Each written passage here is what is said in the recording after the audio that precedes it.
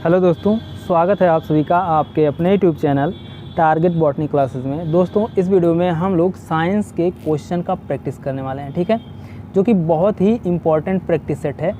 और आपको बता दें कि ये पेपर सेकंड वालों के लिए है भाई, ठीक है। ये साइंस का प्रैक्टिस सेट जो है पेपर सेकंड वालों के लिए है, पेपर फर्स्ट वालों के लिए नहीं भाई, ठीक है। और आपको बता दें कि ये प्रैक्टिस सेट नंबर 12 है। इससे पहले हम लोग 11 प्रैक्टिस सेट सॉल्व कर चुके हैं। और जो लोग पिछले प्रैक्टिस सेट को सॉल्व नहीं किए हैं वे लोग जा कर के पिछले प्रैक्टिस सेट को सॉल्व करें और उसके बाद फिर आगे क्वेश्चन का प्रैक्टिस कंटिन्यू करें, ठीक है। आपको बता दें कि ये सीटेट 7 जुलाई 2024 के लिए बहुत ही इम्पॉर्टेंट है। इससे पहले और इसके बाद में जो सीटेट का एग्ज़ाम आने वाले हैं उनके लिए भी बहुत ही इम्पॉर्टेंट है भाई, क्योंकि ये प्रीवियस ईयर क्वेश्चन पेपर हैं जो पिछले सीटेट के एग्ज़ामों में पूछे गए हैं, ठीक है। और प्रीवियस ईयर क्वेश्चन का कोई एक्सपायरी डेट नहीं होता भाई, ठीक है। जितना आप लोग प्रीवियस ईयर क्वेश्चन का प्रैक्टिस करेंगे उतना ही आपका नॉलेज बढ़ेगा, आपका प्रैक्टिस करने का अनुभव बढ़ेगा और टाइम मैनेजमेंट भी सही होगा, ठीक है। जो कि प्रेजेंट के सीटेट के एग्ज़ाम में टाइम मैनेजमेंट करना बहुत ज़रूरी है। अगर टाइम मैनेजमेंट नहीं होगा तो सीटेट में सारे क्वेश्चन सॉल्व नहीं कर पाओगे, ठीक है। तो आपको previous year question paper solve करने से आपको अनुभव मिलेंगे कि सीटेट के पिछले सालों में किस प्रकार के क्वेश्चन पूछे जाते थे, किस प्रकार के क्वेश्चन पूछने की संभावना है, और नॉलेज के साथ साथ टाइम मैनेजमेंट का भी अनुभव होगा। टाइम मैनेजमेंट भी आप लोग कर पाएंगे, ठीक है, जो कि प्रेजेंट टाइम के सीटेट के एग्ज़ाम में बहुत ही इम्पॉर्टेंट है। तो चलिए देर ना करते हुए वीडियो को स्टार्ट करते हैं। और आपको बता दें जो लोग भाई इंग्लिश मीडियम से हैं वे लोग इंग्लिश मीडियम से भी क्वेश्चन का प्रैक्टिस कर सकते हैं, ठीक है। इंग्लिश हिंदी दोनों मीडियम में प्रैक्टिस सेट उपलब्ध है, ठीक है। चलिए देर ना करते हुए वीडियो को स्टार्ट करते हैं। देखिए पहला क्वेश्चन है, दूध में निम्नलिखित में से कौन से पोषक तत्व होते हैं? बताइए भाई, दूध में कौन कौन से पोषक तत्व होते हैं, बताइए। Protein, vitamin C, vitamin A, या फिर कार्बोहाइड्रेट, विटामिन सी, आयरन, या फिर प्रोटीन, आयरन, विटामिन डी, या फिर प्रोटीन, कैल्शियम, विटामिन डी। बताइए भाई इनमें से कौन सा ऑप्शन सही है? ऑप्शन नंबर डी सही है, प्रोटीन, कैल्शियम, विटामिन डी, ठीक है। दूध एक अपारदर्शी सफ़ेद द्रव्य है, ठीक है। द्रव है भाई, द्रव्य मत समझिएगा, द्रव, ठीक है। दूध एक अपारदर्शी सफ़ेद द्रव है जो मादाओं के दुग्ध ग्रंथियों द्वारा बनता है। नवजात शिशु तब तक दूध पर निर्भर रहता है जब तक वह अन्य पदार्थों का सेवन करने में अक्षम या सक्षम नहीं हो जाता, ठीक है। साधारणतया दूध में 85% जल होता है, ठीक है। सामान्य रूप से दूध में 85% जल होता है और शेष भाग में ठोस तत्व यानी खनिज व वसा होता है। दूध प्रोटीन, कैल्शियम और राइबोफ्लेविन यानी विटामिन B2 युक्त होता है। इसके अलावा इसमें vitamin D, vitamin A, vitamin E, vitamin के सहित फास्फोरस, मैग्नीशियम, आयोडीन व कई खनिज और वसा तथा ऊर्जा भी होती हैं। इसके अलावा इसमें कई एंजाइम और कुछ जीवित रक्त कोशिकाएं भी हो सकती हैं, ठीक है। आगे देखते हैं अगला क्वेश्चन। देखिए अगला क्वेश्चन है, प्रतिरोधी यानी रोगाणुरोधक, जिसे हम लोग कहते हैं एंटीसेप्टिक के रूप में घावों पर लगाए जाने वाले बैगनी रंग के विलयन में कौन सी अधातु होती है भाई? आयोडीन, सल्फर, ब्रोमीन, या फिर क्लोरीन। बताइए भाई इनमें से कौन सा ऑप्शन सही है? ऑप्शन नंबर ए सही है, आयोडीन, ठीक है। रोगाणुरोधक यानी एंटीसेप्टिक के रूप में घावों पर लगाए जाने वाले बैगनी रंग के विलयन में आयोडीन आधातु होती है। चिकित्सा में एंटीसेप्टिक ऐसे द्रव्य हैं जो सूक्ष्म जीवों की वृद्धि को रोकते हैं या उनका विनाश करते हैं, ठीक है। रोगाणुनाशक क्रिया निम्नलिखित बातों पर निर्भर करती है। पहला है ताप, दूसरा द्रव्य के साथ संपर्क की अवधि, और तीसरा है जीवाणु के प्रकार, और चौथा है जीवाणु की संख्या, पांचवा है संवर्धन पोषक पदार्थ का स्वरूप एवं छठवां है अन्य कार्बनिक द्रव्यों की उपस्थिति। ठीक है, आगे देखते हैं अगला क्वेश्चन। देखिए अगला क्वेश्चन है, वायु के संबंध में नीचे दिया गया कौन सा कथन सही नहीं है? वायु के संबंध में बताइए भाई, पढ़िए। देखिए, air is not present in soil, मृदा में वायु उपस्थित नहीं होती। क्वेश्चन को ध्यान में रखिएगा भाई, क्वेश्चन नेगेटिव पूछा है।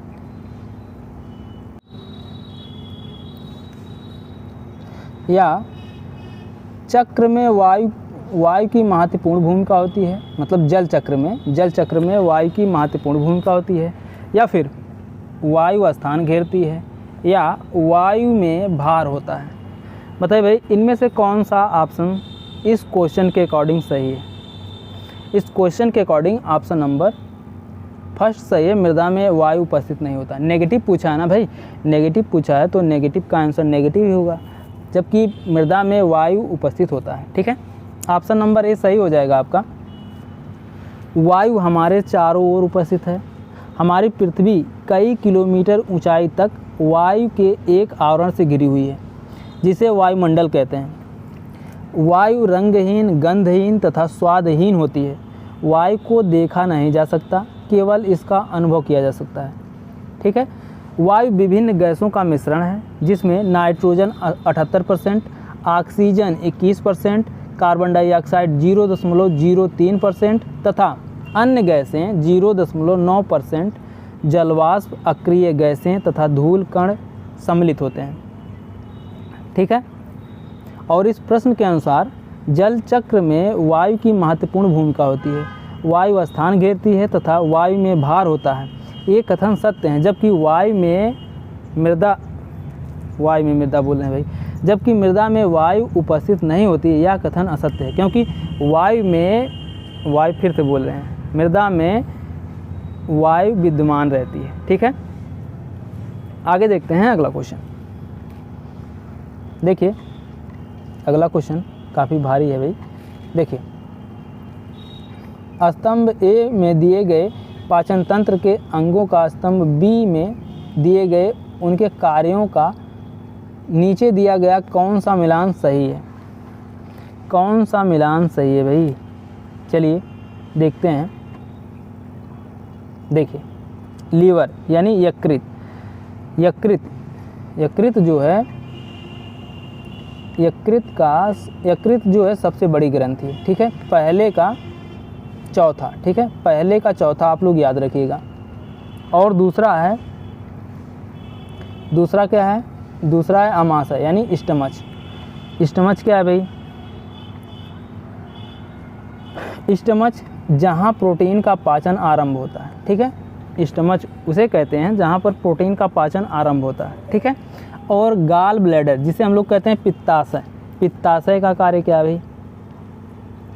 पित्ताशय जहाँ पित्त रस संचयित होते हैं। ठीक है, पित्ताशय जहाँ पित्त रस संचयित होते हैं। और बचा है पैंक्रियाज। ठीक है, पैंक्रियाज क्या है भाई?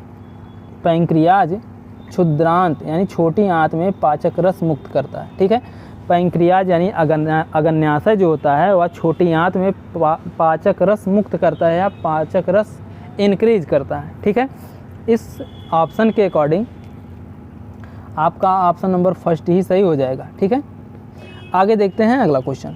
थोड़ा सा इनके बारे में भी जान लीजिए भाई। यकृत या जिगर या कलेजा या लीवर। ठीक है, देखिए कितने नाम हैं यकृत के। यकृत या जिगर या फिर कलेजा या फिर लीवर। लीवर जो होता है शरीर की सबसे बड़ी ग्रंथि होती है जो पित्त का निर्माण करती है। इसका भार शरीर के भार का लगभग 1/50 भाग के लगभग प्राय 1500 ग्राम से 2000 ग्राम। ठीक है, 1500 ग्राम से 2000 ग्राम तक होता है। ऐसे बोलें तो 1.5 किलोग्राम से लेकर, ठीक है, 1.5 किलोग्राम से लेकर 2 किलोग्राम, ठीक है, 2 किलोग्राम तक होता है यकृत यानी लीवर का भार। बालकों में इसका भार शरीर के भार का 1/20, ठीक है, बालकों में इसका भार शरीर के भार का 1/20 भाग होता है, ठीक है। और आमाशय में प्रोटीन का पाचन प्रारंभ होता है। आमाशय एक पेशीय खोखला पोषण नली का फैला हुआ भाग है जो पाचन नली के प्रमुख अंग के रूप में कार्य करता है। आमाशय ग्रास नली और छोटी आंत के बीच में स्थित होता है, ठीक है। आमाशय जो होता है ग्रास नली और छोटी आंत के बीच में स्थित होता है। पित्ताशय में पित्त रस संचरित होता है, ठीक है। पित्ताशय में पित्त रस संचरित होता है और पित्ताशय एक लघु गैर महत्वपूर्ण अंग है, ठीक है। पित्ताशय एक छोटा और बिना महत्वपूर्ण का, ठीक है, गैर महत्वपूर्ण अंग है जो पाचन क्रिया में सहायता करता है और यकृत में उत्पन्न पित्त का भंडारण करता है, ठीक है। यकृत में उत्पन्न पित्त रस का भंडारण करता है। कौन? पैंक्रियाज, जिसे हम लोग अग्न्याशय कहते हैं, पित्ताशय कहते हैं भाई।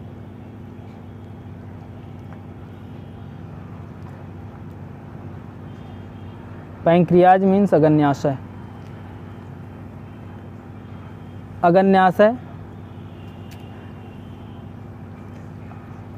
अग्न्याशय यानी पैंक्रियाज। पैंक्रियाज जो होता है छोटी आंत में पाचक रस मुक्त करता है, ठीक है। पित्ताशय समझ में आ गया भाई, कंफ्यूज मत होना। पित्ताशय में पित्त रस संचरित होता है। पित्ताशय एक लघु गैर महत्वपूर्ण अंग है जो पाचन क्रिया में सहायता करता है और यकृत में उत्पन्न पित्त का भंडारण करता है, ठीक है। अग्न्याशय, अग्न्याशय क्या भाई? अग्न्याशय छोटी आंत में पाचक रस मुक्त करता है, ठीक है। अग्न्याशय कशेरुकी जीवों की पाचन व अंतःस्रावी प्रणाली का एक ग्रंथि अंग है। ये इंसुलिन, ग्लूकागॉन व सोमाटोस्टिन, ठीक है, जैसी कई हार्मोन बनाने वाली अंतःस्रावी ग्रंथि हैं, ठीक है। कौन? अग्न्याशय यानी पैंक्रियाज जो होता है यह कशेरुकी जीवों में पाचन व अंतःस्रावी प्रणाली का एक ग्रंथि अंग है। यह इंसुलिन, ठीक है, एक मिनट भाई, इंसुलिन, ठीक है, यह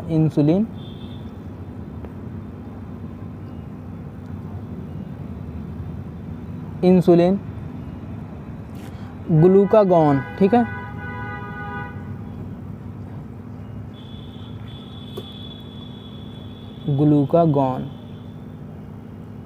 ग्लूकागॉन और सोमाटोस्टाटिन, ठीक है, लिख रहे हैं भाई, देखिए सोमाटोस्टाटिन,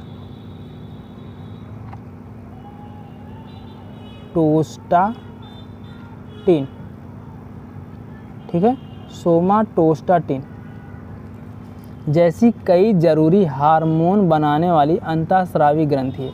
कौन? पैंक्रियाज। ओके, आगे देखते हैं अगला क्वेश्चन। देखिए अगला क्वेश्चन है, कोशिका के विषय में कौन सा कथन सत्य है? बताइए भाई, कोशिका के विषय में कौन सा कथन सत्य है? किसी ऊतक की कोशिकाएं समान होती हैं, या फिर किसी भली भांति व्यवस्थित जीव में कोशिकाओं का आकार साइज समान होता है, या सभी कोशिकाओं में केंद्रक होता है, या फिर सभी कोशिकाओं की आकृति गोल होती है? बताइए भाई, इनमें से कौन सा ऑप्शन सही है? जल्दी बताइए। ऑप्शन नंबर फर्स्ट सही है, किसी ऊतक की कोशिकाएं समान होती हैं, ठीक है। Cell of a tissue have similar structure. कोशिका में किसी ऊतक की कोशिका समान होती है। कोशिका सजीवों के शरीर की संरचनात्मक और क्रियात्मक इकाई है और प्रायः संगठित रूप है, जिसमें वे सभी क्रियाएं होती हैं जिन्हें सामूहिक रूप से हम जीवन कहते हैं। कोशिका का अंग्रेजी शब्द सेल लैटिन भाषा के सेलुला शब्द से लिया गया है। ठीक है, सेलुला शब्द से लिया गया है। लैटिन भाषा के सेलुला शब्द जिसका अर्थ होता है एक छोटा कमरा।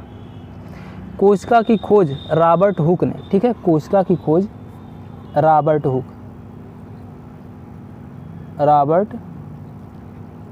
हुक, ठीक है भाई, कोशिका की खोज रॉबर्ट हुक ने किया 1965 ईस्वी में, और 1839 ईस्वी में स्लाइडेन तथा स्वान ने कोशिका सिद्धांत प्रस्तुत किया।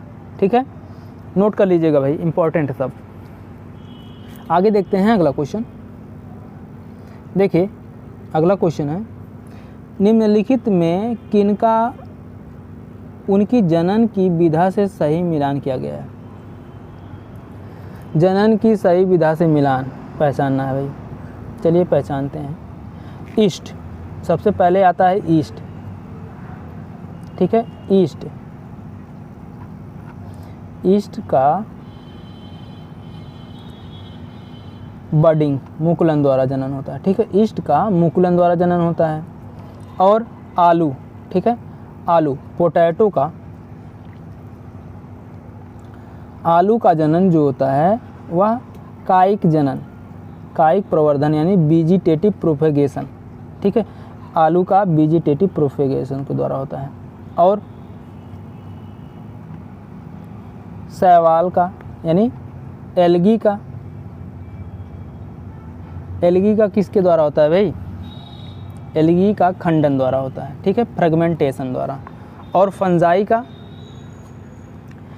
फंजाई का होता है स्पोर फॉर्मेशन यानी बीजाणु समासंग यानी बीजाणु जनन के द्वारा। ठीक है, तो आपका आंसर हो जाएगा ऑप्शन नंबर डी।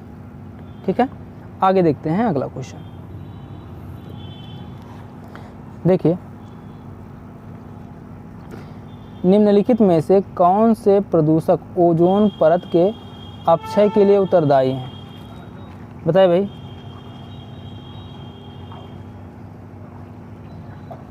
क्लोरोफ्लोरोकार्बन, अम्लीय वर्षा, मेथेन और कार्बन डाइऑक्साइड, या फिर कार्बन डाइऑक्साइड और कार्बन मोनोऑक्साइड। बताइए भाई, इनमें से कौन सा ऑप्शन सही है, जल्दी बताइए। ऑप्शन नंबर फर्स्ट सही है, क्लोरोफ्लोरोकार्बन। ठीक है, ओजोन परत में सुराख यानी छेद करने वाला पदार्थ क्लोरोफ्लोरोकार्बन CFC है। वायुमंडल में ओजोन गैस अल्प भाग में पाई जाती है। समुद्र तल से लगभग 25 किलोमीटर ऊपर वायुमंडल में ओजोन गैस का भाग अधिक होता है।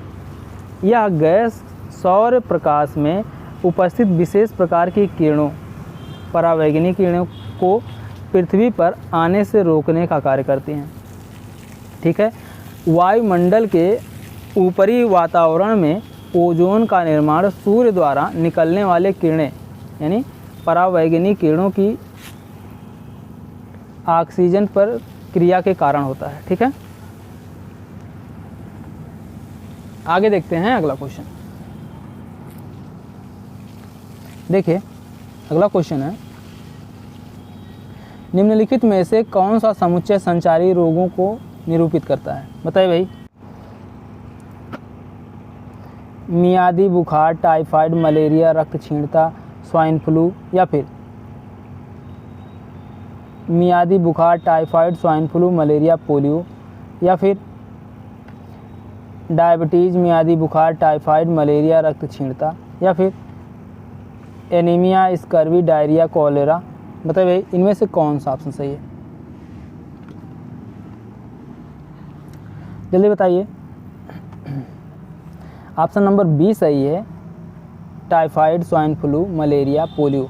ठीक है, जिसे हम लोग हिंदी में कहते हैं मियादी बुखार, typhoid, swine flu, malaria, polio. ठीक है, संचारी रोग या संक्रामक रोग जो किसी न किसी रोग जनित कारकों यानी रोगाणुओं जैसे प्रोटोजोआ, कवक, जीवाणु, वायरस इत्यादि के कारण होते हैं, उन्हें संक्रामक रोग कहते हैं। ठीक है, संक्रामक रोग एक शरीर से अन्य शरीर में फैलने की क्षमता होती है। ठीक है, संक्रामक रोग एक शरीर से अन्य शरीर में फैलने की क्षमता होती है। मलेरिया, टाइफाइड, चेचक, इन्फ्लुएंजा, स्वाइन फ्लू, पोलियो इत्यादि संक्रामक रोगों के उदाहरण हैं। ओके, आगे देखते हैं अगला क्वेश्चन। देखिए अगला क्वेश्चन है, निम्नलिखित में से क्या एक विज्ञान की प्रकृति के संदर्भ में सही नहीं है? बताइए भाई, बताइए इनमें से विज्ञान हमेशा अस्थायी है, या विज्ञान संदेहवाहक को बढ़ावा देता है, या फिर विज्ञान एक ज्ञान की रचना की प्रक्रिया है, या फिर विज्ञान की प्रकृति स्थिर है? बताइए भाई, इनमें से कौन सा ऑप्शन सही है? जल्दी बताइए कौन सा ऑप्शन सही है भाई? विज्ञान की प्रकृति स्थिर है। ठीक है, यही ऑप्शन सही नहीं है। क्वेश्चन पढ़िए भाई, नेगेटिव क्वेश्चन पूछा है। ठीक है, तो इसलिए ऑप्शन नंबर डी सही हो जाएगा। क्वेश्चन नंबर 29 का नेगेटिव पूछा था ना भाई, तो ऑप्शन नंबर डी सही है। विज्ञान की प्रकृति स्थिर नहीं है, बाकी तीनों ऑप्शन सही हैं।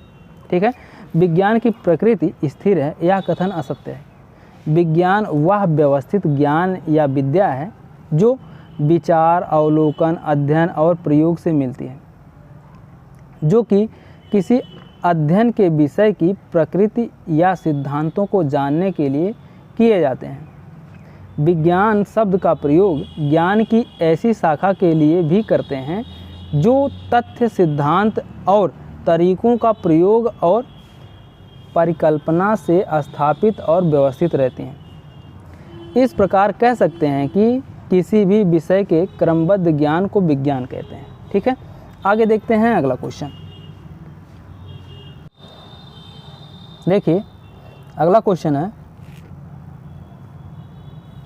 निम्नलिखित में से किसका विकास विज्ञान के द्वारा होता है? बताइए भाई, किसका विकास विज्ञान के द्वारा होता है? पढ़िए। इक्विटी यानी निष्पक्षता, या फिर साइंटिफिक टेम्पर यानी वैज्ञानिक दृष्टिकोण, या फिर साइंटिफिक टेम्पर वैज्ञानिक स्वभाव, या फिर क्या बताएं भाई, या फिर स्टैटिक माइंडसेट जिसे हम लोग कहते हैं अस्थाई मानस प्रवृत्ति। बताइए भाई, इनमें से कौन सा ऑप्शन सही है? बताइए कौन सा ऑप्शन सही है भाई? निष्पक्षता बिल्कुल सही है, और वैज्ञानिक दृष्टिकोण ये भी सही है, और साइंटिफिक टेम्पर ये भी सही भाई। अस्थाई मानस प्रवृत्ति ये गलत है। ठीक है, तो ऑप्शन नंबर बी सही हो जाएगा। ए, बी और सी सही है। विज्ञान शब्द की संधि विच्छेद बी प्लस ज्ञान प्राप्त होता है। ठीक है, विज्ञान शब्द की संधि विच्छेद बी प्लस ज्ञान से प्राप्त होता है। बी का अर्थ विशिष्ट से होता है, जबकि ज्ञान शब्द से मानव जाति द्वारा अर्जित अनुभव, तथ्य, सिद्धांत, नियम, सत्य, विश्वास, अनुप्रयोग आदि के भंडार का संकेत मिलता है। ठीक है, इस दृष्टि से विज्ञान से तात्पर्य कि किसी विशिष्ट प्रकार के ज्ञान से होता है।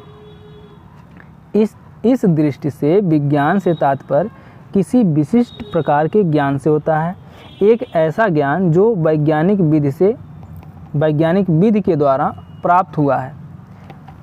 इस प्रकार निष्पक्षता, वैज्ञानिक दृष्टिकोण तथा वैज्ञानिक स्वभाव का विकास विज्ञान के द्वारा होता है। ओके, आगे देखते हैं अगला क्वेश्चन।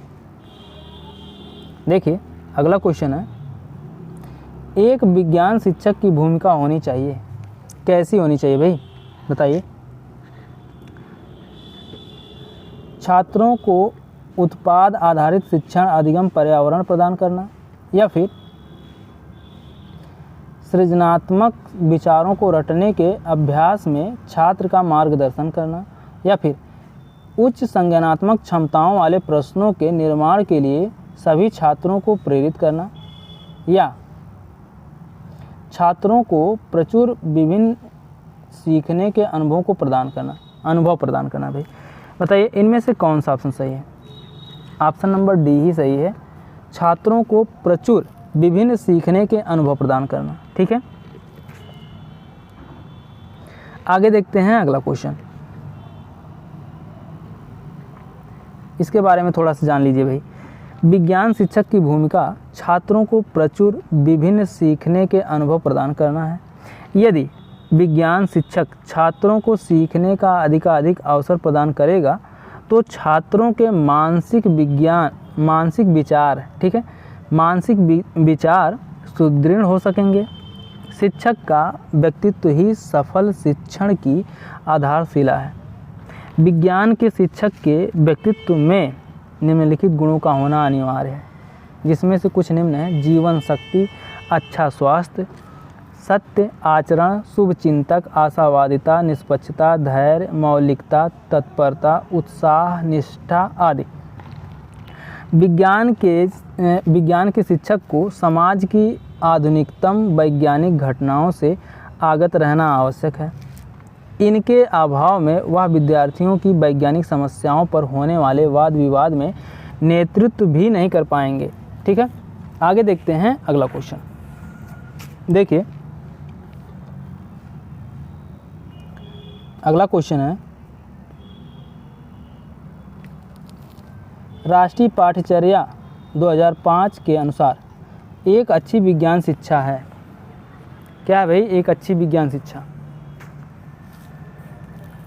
सीखने वाले के प्रति सच्ची होनी चाहिए, या फिर सीखने वाले के पर्यावरण के प्रति सच्ची होनी चाहिए, या शिक्षक के प्रति सच्ची होनी चाहिए, या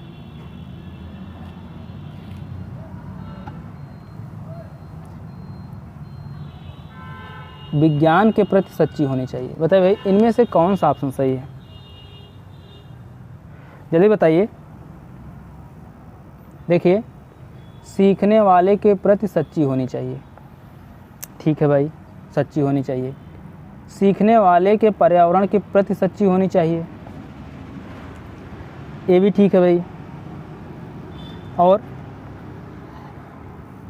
शिक्षक के प्रति सच्ची होनी चाहिए, नहीं भाई शिक्षक के प्रति नहीं, बच्चों के प्रति सच्ची होनी चाहिए।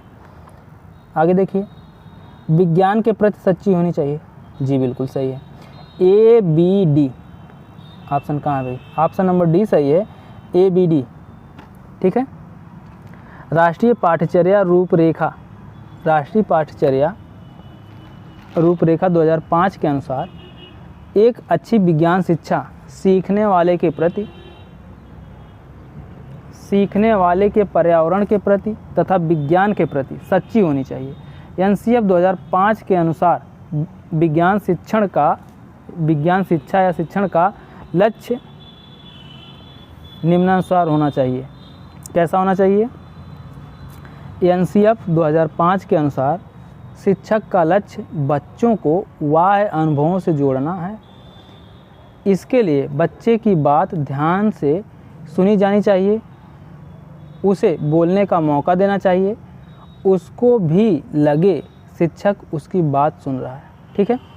और दूसरा है, ज्ञान के वस्तुनिष्ठ तरीके के साथ साथ साहित्य और कलात्मक रचनात्मक को भी मनुष्य के ज्ञानात्मक उपक्रम का हिस्सा मानता है, ठीक है। आगे देखते हैं अगला क्वेश्चन। देखिए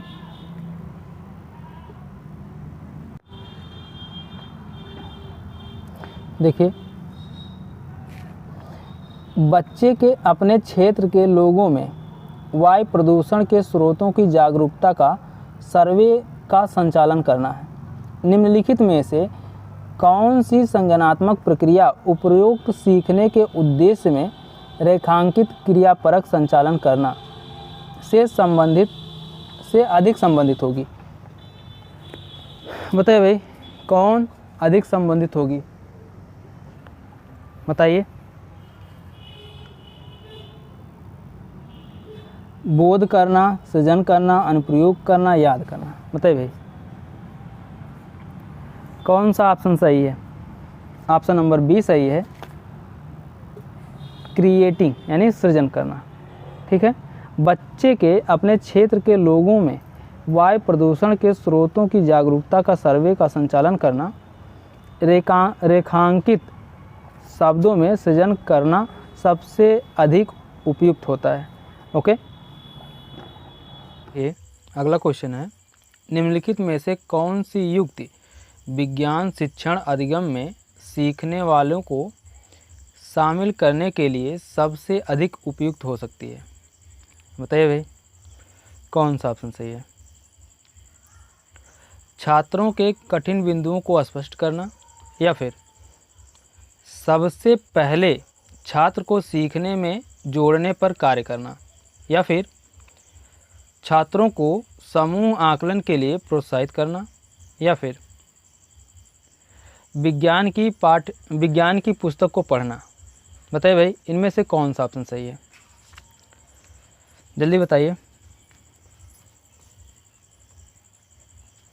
ऑप्शन नंबर बी सही है, सबसे पहले छात्र को सीखने में जोड़ने पर कार्य करना। ओके।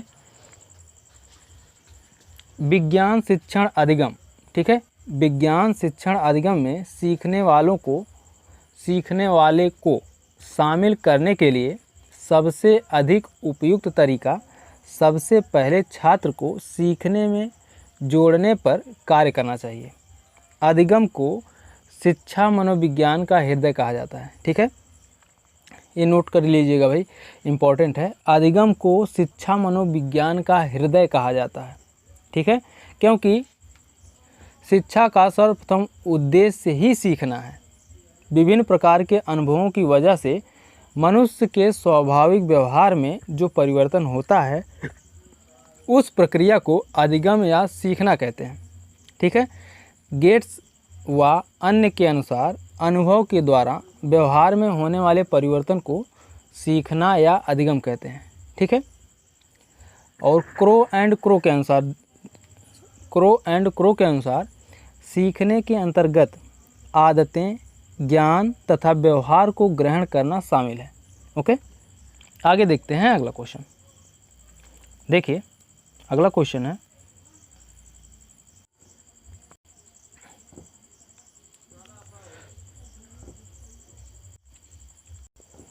देखिए निम्नलिखित में से किस युक्ति के द्वारा प्रकाश के परावर्तन की संकल्पना का अर्थवान स्पष्टीकरण दिया जा सकता है? बताइए भाई किसके द्वारा दिया जा सकता है? प्रकाश के परावर्तन को दिखाता हुआ चार्ट, या फिर सीखने वालों के द्वारा सफ़ेद कागज के पर्दे पर प्रकाश के परावर्तन का अवलोकन करना और उसका निष्कर्ष निकालना, या फिर संकल्पना आधारित बंद उत्तर वाले प्रश्न को पूछकर, या फिर संकल्पना आधारित एनिमेटेड वीडियो।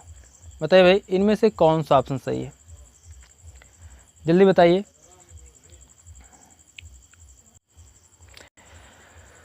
बताइए भाई कौन सा ऑप्शन सही है? ऑप्शन नंबर बी सही है, सीखने वालों के द्वारा सफ़ेद कागज के पर्दे पर प्रकाश के परावर्तन का अवलोकन करना और उसका निष्कर्ष निकालना। ठीक है,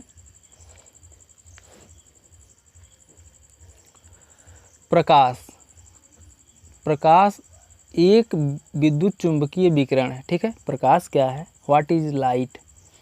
लाइट क्या है? प्रकाश जो है एक विद्युत चुंबकीय विकिरण है जिसकी तरंग दैर्ध्य दृश्य सीमा के भीतर होती है। तकनीकी या वैज्ञानिक संदर्भ में किसी भी तरंग दैर्ध्य के विकिरण को प्रकाश कहते हैं। ठीक है, तकनीकी या वैज्ञानिक संदर्भ में किसी भी तरंग दैर्ध्य के विकिरण को प्रकाश कहते हैं। प्रकाश का मूल कण फोटॉन होता है। ओके, प्रकाश का मूल कण फोटॉन होता है। अब बात आती है प्रकाश का परावर्तन। जब कोई प्रकाश किसी किरण, ठीक है, जब कोई प्रकाश की किरण किसी एक माध्यम से दूसरे माध्यम में प्रवेश करती है तो परावर्तक पृष्ठ से टकराकर उसी माध्यम में वापस लौट जाती है। इस घटना को प्रकाश का परावर्तन कहते हैं। ठीक है, एक बार फिर से सुन लीजिए। जब कोई प्रकाश की किरण किसी एक माध्यम से दूसरे माध्यम में प्रवेश करती है तो परावर्तक पृष्ठ से टकराकर उसी माध्यम से लौट जाती है। इस घटना को प्रकाश का परावर्तन कहते हैं। ठीक है, आगे देखते हैं अगला क्वेश्चन। देखिए, विज्ञान के क्षेत्र में भ्रमण क्यों महत्वपूर्ण है? बताइए भाई, विज्ञान के क्षेत्र में भ्रमण क्यों महत्वपूर्ण है? इसका संचालन आसान है, यह विज्ञान की जानकारी इकट्ठी करता है, या फिर यह सीखने वाले में मेहनत की आदत का विकास करता है, या फिर यह अपने हाथ से कार्य करने के अनुभव प्रदान करता है। बताइए भाई, इनमें से कौन सा ऑप्शन सही है? ऑप्शन नंबर डी सही है, यह अपने हाथ से कार्य करने के अनुभव प्रदान करता है। ठीक है, शिक्षण की भ्रमण विधि शिक्षार्थियों को प्रत्यक्ष, मूर्त व व्यवहारिक ज्ञान प्रदान करने के सिद्धांत पर आधारित है। ठीक है, शिक्षण की भ्रमण विधि शिक्षार्थियों को भ्रमण यानी प्रत्यक्ष, मूर्त व व्यवहारिक ज्ञान प्रदान करने के सिद्धांत पर आधारित है। प्रत्यक्ष ज्ञान प्राप्त करना विद्यार्थियों के लिए सदैव सजीव, आकर्षक तथा यथार्थ होता है। प्रत्यक्ष अनुभवों द्वारा अर्जित ज्ञान न केवल अस्थायी होता है वरन कल्पना के विकास में महत्वपूर्ण सामाजिक विज्ञान, भूगोल, शिक्षा, इतिहास, वाणिज्य, प्रबंधन, अर्थशास्त्र जैसे विषयों के शिक्षण में अत्यंत महत्वपूर्ण माना जाता है। शिक्षण की एक प्रभावशाली विधि के रूप में भ्रमण विधि के 4 मुख्य सोपान हैं। उनमें से कुछ वर्णित है भाई, उनको लिख लीजिए। पहला है अनुवर्ती कार्यक्रम संपादित करना। ठीक है, दूसरा है भ्रमण योजना का क्रियान्वयन करना। तीसरा है भ्रमण आयोजन का मूल्यांकन करना। ओके, आगे देखते हैं अगला क्वेश्चन। देखिए, अगला क्वेश्चन है, निम्न में से कौन सा साधन बाल केंद्रित आकलन के लिए है? बताइए भाई, इनमें से कौन सा साधन बाल केंद्रित आकलन के लिए है? बताइए भाई।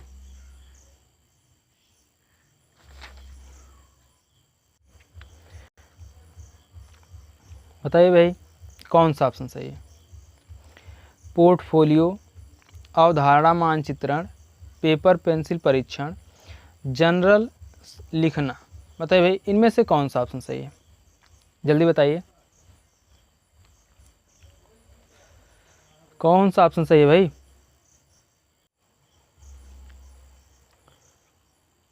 पोर्टफोलियो सही है, अवधारणा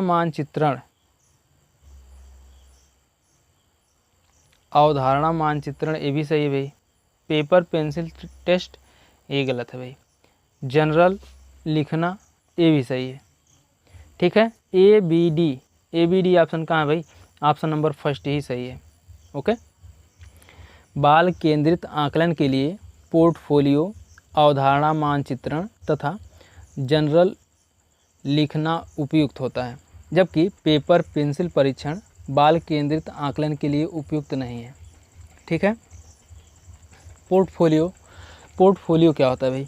विद्यार्थियों द्वारा संपन्न कार्यों का उद्देश्यपूर्ण व्यवस्थित संकलन जो विद्यार्थियों के उत्तम प्रयासों को दर्शाता है, पोर्टफोलियो कहलाता है।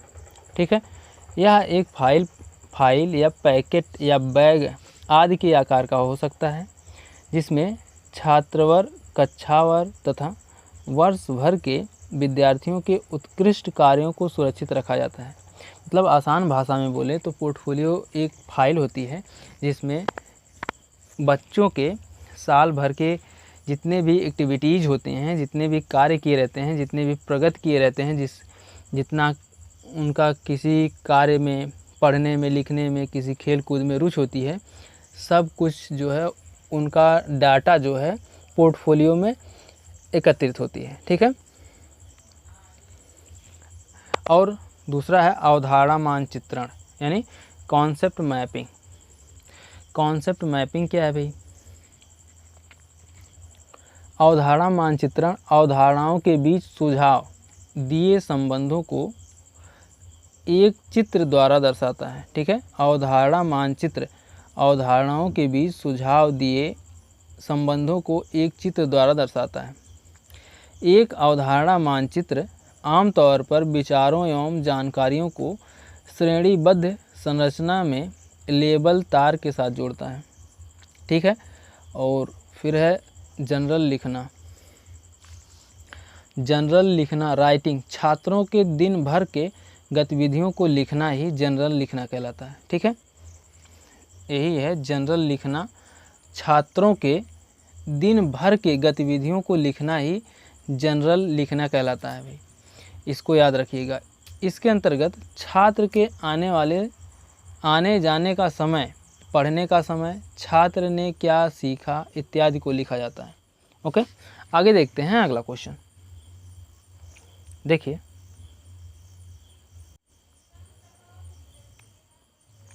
देखिए, विज्ञान में सीखने जैसा आकलन का अर्थ है।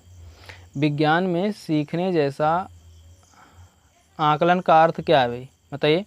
योगात्मक आकलन या फिर स्व आकलन या सत्र आकलन या रचनात्मक आकलन? बताइए भाई, इनमें से कौन सा ऑप्शन सही है? जल्दी बताइए।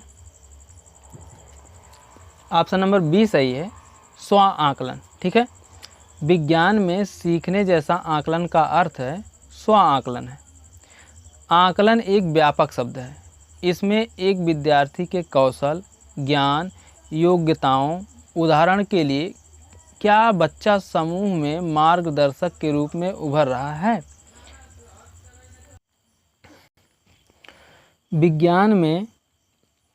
विज्ञान में सीखने जैसा आकलन का अर्थ स्व आकलन से है। आकलन एक व्यापक शब्द है। इसमें एक विद्यार्थी के कौशल, ज्ञान, योग्यताओं, उदाहरण के लिए क्या बच्चा समूह में मार्गदर्शक के रूप में उभर रहा है। आवृत्तियों, गुणों इत्यादि के बारे में सभी प्रकार की औपचारिक और अनौपचारिक जानकारी शामिल होती है। ओके, आगे देखते हैं अगला क्वेश्चन। देखिए, अगला क्वेश्चन है, अमृता कोई विद्युत परिपथ व्यवस्थित करने का प्रयास कर रही है। उसके पास पर्याप्त संख्या में संयोजक तार हैं। ठीक है।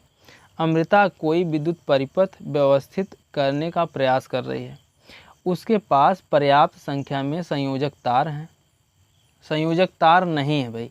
ठीक है। संयोजक तार नहीं है। परिपथ को पूरा करने के लिए वह नीचे दिए गए पदार्थों में से किस एक का उपयोग कर सकती है। बताइए भाई, किस एक का प्रयोग कर सकती है? स्टील का या फिर कांच की छड़ का, रबड़ का पाइप या फिर मोटा धागा? बताइए भाई, इनमें से कौन सा ऑप्शन सही है? ऑप्शन नंबर फर्स्ट सही है, स्टील का तार। ठीक है।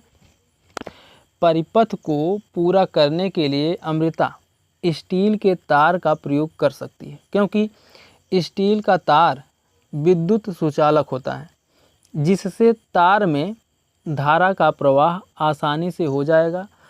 कांच की छड़, रबर की पाइप तथा मोटा धागा ये तीनों विद्युत के कुचालक हैं, इसलिए इनका प्रयोग परिपथ को पूरा करने के लिए नहीं किया जा सकता। ठीक है। विद्युत सुचालक कौन कौन से भाई? वे पदार्थ जिनमें विद्युत धारा प्रवाह आसानी से हो जाता है उसे सुचालक पदार्थ कहते हैं। सुचालक में मुक्त इलेक्ट्रॉन की संख्या अधिक होती है, जैसे चांदी, तांबा, एल्युमिनियम आदि। और विद्युत कुचालक विद्युत कुचालक कौन होते हैं भाई? वे पदार्थ जिनमें विद्युत धारा प्रवाहित नहीं होती है कुचालक पदार्थ कहलाते हैं, जैसे रबर, कांच, प्लास्टिक, लकड़ी आदि। ओके, आगे देखते हैं अगला क्वेश्चन। देखिए, सही कथन को पहचानिए। सही कथन को पहचानना है भाई। अवतल दर्पण सीधा प्रतिबिंब भी बनाता है, ठीक है। अवतल दर्पण सीधा प्रतिबिंब भी बनाता है और उल्टा प्रतिबिंब भी बनाता है, ठीक है। अवतल दर्पण सीधा प्रतिबिंब भी बनाता है और उल्टा प्रतिबिंब भी बनाता है। और दूसरा है उत्तल दर्पण सदैव ही उल्टा प्रतिबिंब बनाता है और उत्तल दर्पण सीधा प्रतिबिंब भी बनाता है और उल्टा प्रतिबिंब भी बनाता है। आगे देखिए, अवतल दर्पण सदैव ही सीधा प्रतिबिंब बनाता है। बताइए भाई, इनमें से कौन सा ऑप्शन सही है? जल्दी बताइए। ऑप्शन नंबर फर्स्ट सही है। अवतल दर्पण सीधा प्रतिबिंब भी बनाता है और उल्टा प्रतिबिंब भी बनाता है। ओके, आगे देखते हैं अगला क्वेश्चन। इसमें भी थोड़ा जान लीजिए भाई। अवतल दर्पण सीधा प्रतिबिंब भी बनाता है और उल्टा प्रतिबिंब भी बनाता है। इसको याद रखिएगा भाई, यह कथन सत्य है। दर्पण या आईना एक प्रकाशीय युक्त है, ठीक है। दर्पण या आईना एक प्रकाशीय युक्ति है जो प्रकाश के परावर्तन के सिद्धांत पर काम करता है। दर्पण मुख्यतः 3 प्रकार के होते हैं। समतल दर्पण जिसे हम लोग कहते हैं प्लेन मिरर, और उत्तल दर्पण जिसे हम लोग कहते हैं कॉन्वेक्स मिरर, और एक होता है अवतल दर्पण जिसे हम लोग कहते हैं कॉनकेव मिरर। ओके, आगे देखते हैं अगला क्वेश्चन। देखिए, चींटी के डंक, ठीक है, चींटी के डंक में निम्नलिखित में से कौन सा अम्ल होता है? फार्मिक अम्ल, ऑक्सैलिक अम्ल, एसिटिक अम्ल, एस्कॉर्बिक अम्ल। बताइए भाई, इनमें से कौन सा ऑप्शन सही है? ऑप्शन नंबर फर्स्ट सही है, फार्मिक अम्ल, ठीक है। चींटी के डंक में फार्मिक अम्ल पाया जाता है। फार्मिक अम्ल एक कार्बनिक यौगिक है। यह लाल चींटियों, शहद की मक्खियों, बिच्छू तथा बर्रों के डंकों में पाया जाता है। इन कीड़ों के काटने या डंक मारने पर थोड़ा अम्ल शरीर में प्रविष्ट हो जाता है, जिससे वह स्थान फूल जाता है और दर्द करने लगता है। इसका रासायनिक सूत्र HCOOH है, ठीक है। फार्मिक अम्ल का रासायनिक सूत्र है, एक मिनट भाई, HCOOH, ठीक है। फार्मिक अम्ल, इसे कहते हैं फार्मिक अम्ल।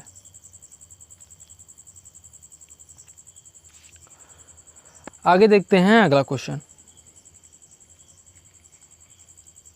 देखिए, क्वेश्चन है, किसी ईंधन के 1.7 kg को पूर्ण दहन करने पर 1.665 × 10⁸ जूल ऊर्जा प्राप्त होती है। मानक मात्रकों में इस ईंधन का कैलोरी मान, ऊष्मीय मान क्या है भाई? बताइए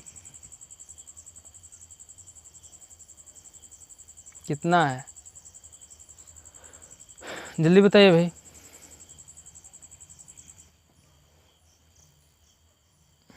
निकालें क्या? देखिए, माना ईंधन का द्रव्यमान बराबर यम, ठीक है। एक मिनट भाई, यहाँ पर लिखते हैं। माना ईंधन का द्रव्यमान बराबर यम तथा ऊर्जा बराबर ई। ऊर्जा ई है, द्रव्यमान है, ठीक है। द्रव्यमान ई बराबर ऊर्जा, और ऊष्मीय मान क्यू बराबर ऊष्मीय मान, ठीक है। क्यू बराबर ऊष्मीय मान। तब एक फार्मूला है, क्यू बराबर E अपान यम से, ठीक है, यम से। अब देखिए इसी फार्मूले पर रखते हैं भाई, ई बराबर कितना है, अभी हमने बताया ई किसे कहते हैं, ऊर्जा को कहते हैं ना, दहन ऊर्जा। ई बराबर 1.665 गुणे 10⁸ ठीक है, 10⁸ अपान यम कितना है भाई, यम है द्रव्यमान 3.7, इतना है ना। अब देखिए आगे दशमलव को हटाना है, तो देखिए 1665 गुणे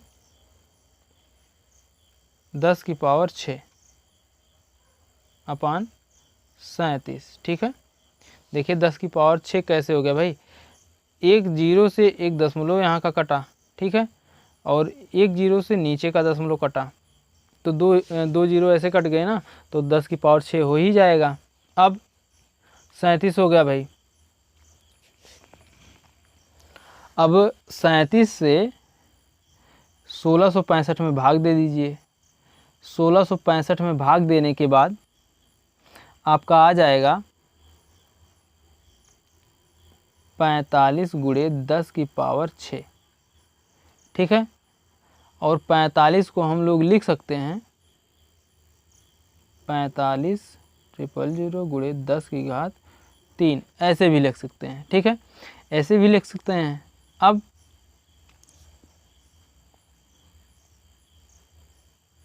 उसके बाद देखिए 45,000 किलोग्राम कैलोरी, ठीक है, किलोग्राम कैलोरी भाई, यही आपका आंसर है 45,000, ठीक है। आगे देखते हैं अगला क्वेश्चन। देखिए पढ़ लीजिए भाई, अंग्रेजी वाले भी पढ़ लीजिए, ठीक है।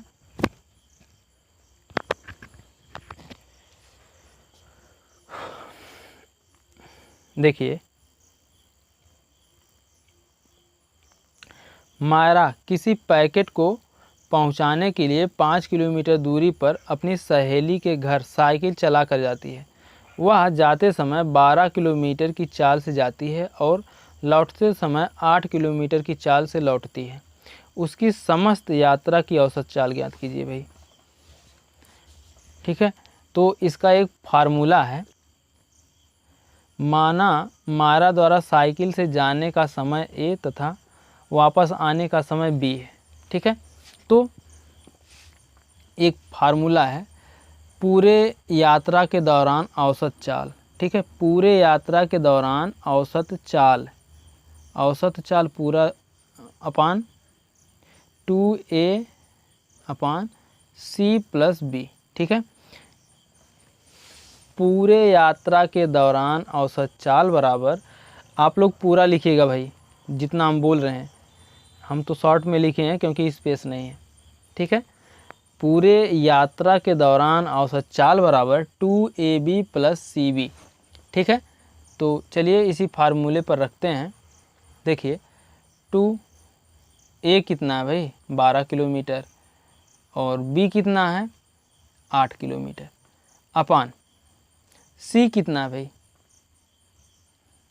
c कितना है 12 किलोमीटर प्लस 8 किलोमीटर। अब क्या होगा,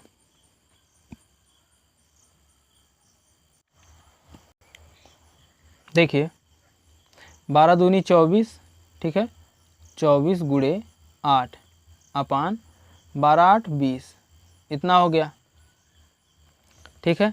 अब काट दीजिए आराम से मुस्कुराते मुस्कुराते।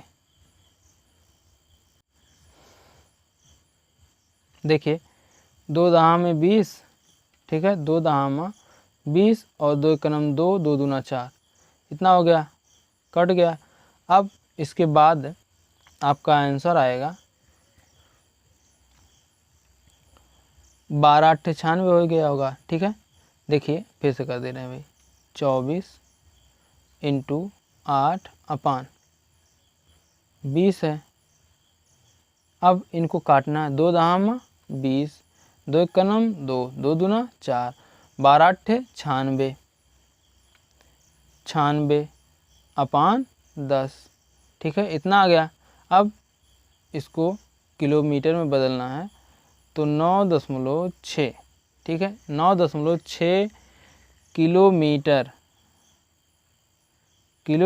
प्रति घंटा। ठीक है, 9.6 किलोमीटर प्रति घंटा यहाँ पर लिख दे रहे हैं भाई आगे, 9.6 किलोमीटर प्रति घंटा। यही आपका आंसर है भाई, ऑप्शन नंबर फर्स्ट सही है।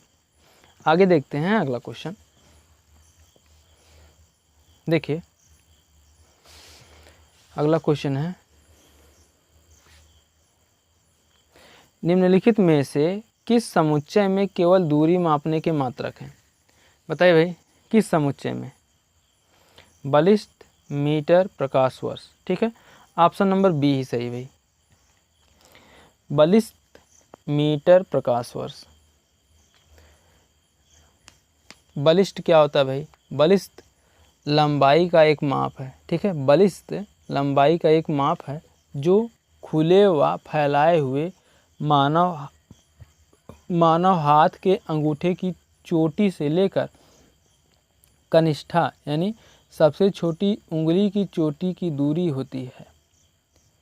पारंपरिक रूप से भारतीय उपमहाद्वीप में बड़ी चीज़ों का आकार बलिष्ठों में बताया जाता है। ठीक है, बड़ी चीज़ों का आकार बलिष्ठों में बताया जाता है। साधारणतः पुरुष के लिए यह लगभग 9 इंच के बराबर है। ठीक है, और है मीटर और प्रकाश वर्ष। जब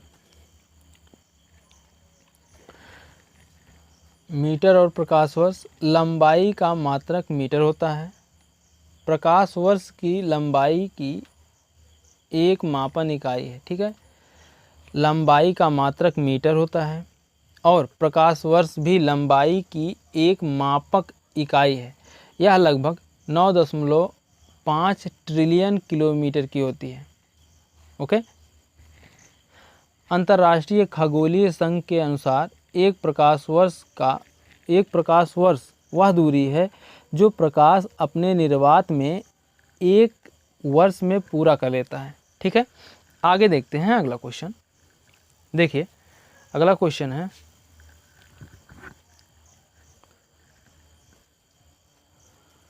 देखिए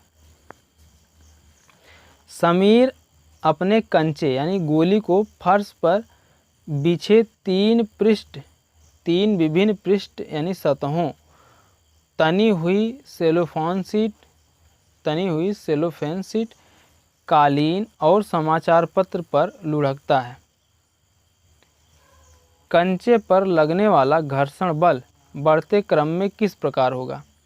बताइए भाई, बढ़ते क्रम में किस प्रकार होगा? जल्दी बताइए। समाचार पत्र, कालीन, सेलोफोन शीट, या फिर सेलोफोन शीट, समाचार पत्र, कालीन, या सेलोफोन शीट, कालीन, समाचार पत्र, या फिर समाचार पत्र, सेलोफोन शीट, कालीन। बताइए भाई, इनमें से कौन सा ऑप्शन सही है? ऑप्शन नंबर बी सही है, सेलोफेन शीट, समाचार पत्र, कालीन। ओके, समीर द्वारा कंचे यानी गोली को फर्श पर बिछे 3 विभिन्न पृष्ठों तनी हुई सेलोफेन शीट, कालीन और समाचार पत्र पर लुढ़काने से कंचे पर लगने वाला घर्षण बल का बढ़ता क्रम सेलोफेन शीट, कालीन, समाचार पत्र होगा। ओके, आगे देखते हैं अगला क्वेश्चन। देखिए कोई पिंड रैखिकता किसी एक समान वेग से गतिमान है। ठीक है, यदि समय को x अक्ष पर निरूपित किया जाए तो नीचे दिया गया कौन सा कथन सही है? बताइए भाई, कौन सा कथन सही है? इस गति का वेग समय ग्राफ यानी y अक्ष के समांतर एक सरल रेखा होगा, या फिर इस गति का दूरी समय ग्राफ y अक्ष के समांतर एक सरल रेखा होगा, या फिर इस गति का वेग समय ग्राफ x अक्ष के समांतर एक सरल रेखा होगा, या इस गति का दूरी समय ग्राफ अक्ष के समांतर एक सरल रेखा होगा। बताइए भाई, इनमें से कौन सा ऑप्शन सही है? ऑप्शन नंबर सी सही है। इस गति का वेग समय ग्राफ x अक्ष के समांतर एक सरल रेखा होगा। ठीक है, आगे देखते हैं अगला क्वेश्चन। देखिए अगला क्वेश्चन है,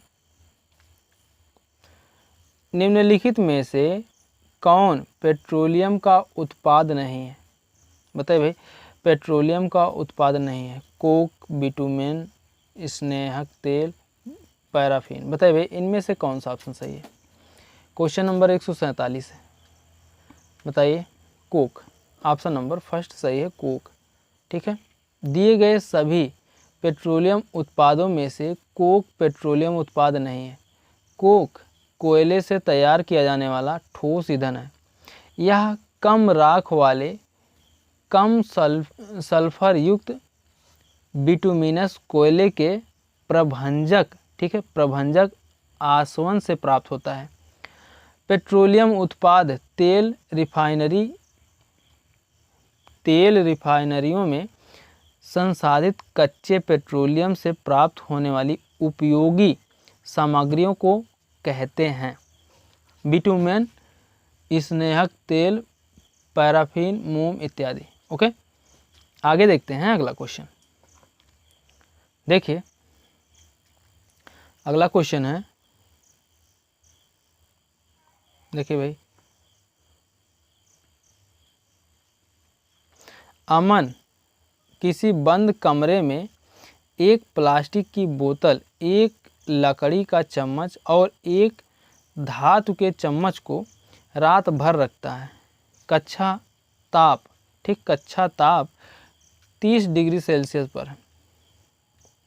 सुबह होने पर वह इन तीनों वस्तुओं के ताप रिकॉर्ड करता है, तब T1, T2 और T3 प्राप्त होता है। ओके, निम्नलिखित में से किस संबंध द्वारा इन तापों के निरूपण की सबसे अधिक संभावना हो सकती है? बताइए भाई, सबसे अधिक संभावना किसकी हो सकती है? ऑप्शन नंबर डी, T1 बराबर T2 बराबर T3। ठीक है, इसी की संभावना सबसे अधिक हो सकती है। ऑप्शन नंबर डी सही है। आगे देखते हैं अगला क्वेश्चन। देखिए, निम्नलिखित जीवों में से कौन प्रकाश संश्लेषण द्वारा अपना भोजन बना सकता है? बताइए भाई, कौन प्रकाश संश्लेषण द्वारा अपना भोजन बना सकता है? कवक, राइजोबियम, विषाणु, वायरस या फिर शैवाल। बताइए भाई, इनमें से कौन सा ऑप्शन सही है? ऑप्शन नंबर डी सही है, शैवाल। ठीक है, शैवाल सरल सजीव हैं। अधिकांश शैवाल पौधों के समान सूर्य के प्रकाश की उपस्थिति में प्रकाश संश्लेषण की क्रिया द्वारा अपना भोजन स्वयं बनाते हैं, अर्थात स्वपोषी होते हैं। ये नम भूमि, अलवणीय एवं लवणीय जल, वृक्षों की छाल, नए दीवारों पर ही भूरी या कुछ काली परतों के रूप में मिलते हैं। ठीक है, आगे देखते हैं अगला क्वेश्चन। देखिए अगला क्वेश्चन है, निम्नलिखित में से कौन से लक्षण ध्रुवीय भालू को चरम शीत अवस्थाओं के अनुकूल बनाने में सहायता करते हैं? बताइए भाई, कौन सा ऑप्शन सही है? सफ़ेद बाल, मुड़े हुए लंबे और पैने नाखून, त्वचा के नीचे वसा की परत, या फिर सफ़ेद बाल यानी फर, चपटे पैर, बालों की परतें। ठीक है, सूंघने की तीव्र शक्ति, चपटे पैर, बालों की परतें। सफ़ेद बाल, चपटे पैर, त्वचा के नीचे वसा की परत। बताइए भाई इनमें से कौन सा ऑप्शन सही है? जल्दी बताइए। ऑप्शन नंबर फर्स्ट सही है। सफ़ेद बाल यानी फर, मुड़े हुए लंबे और पैने नाखून, त्वचा के नीचे वसा की परत। ठीक है, ऑप्शन नंबर फर्स्ट सही भाई। ध्रुवीय भालू एक ऐसा भालू है जो आर्कटिक महासागर, उसके आसपास के समुद्र और आसपास के भू क्षेत्रों को आवृत्त किए हुए मुख्यतः आर्कटिक मंडल के भीतर का भाग मूलवासी है। ठीक है, आर्कटिक मंडल के भीतर का मूलवासी है। ध्रुवीय भालू को चरम शीत अवस्थाओं के अनुकूलन हेतु सफ़ेद बाल, मुड़े हुए लंबे और पैने नाखून तथा त्वचा के नीचे वसा की परत होती है जो उसे सुरक्षा करती है या उसकी मदद करती है। ठीक है, किससे भाई? ठंड से सुरक्षा करती है उसकी, ध्रुवीय भालू की। तो दोस्तों ये तो थे साइंस के 30 महत्वपूर्ण प्रैक्टिस क्वेश्चन, और कमेंट करके आप लोग बताइए कि आप लोगों का कितना क्वेश्चन सही हुआ, और वीडियो कैसी लगी कमेंट करके ज़रूर बताइएगा। मिलते हैं नेक्स्ट वीडियो में, तब तक के लिए जय हिंद, जय भारत, वंदे मातरम।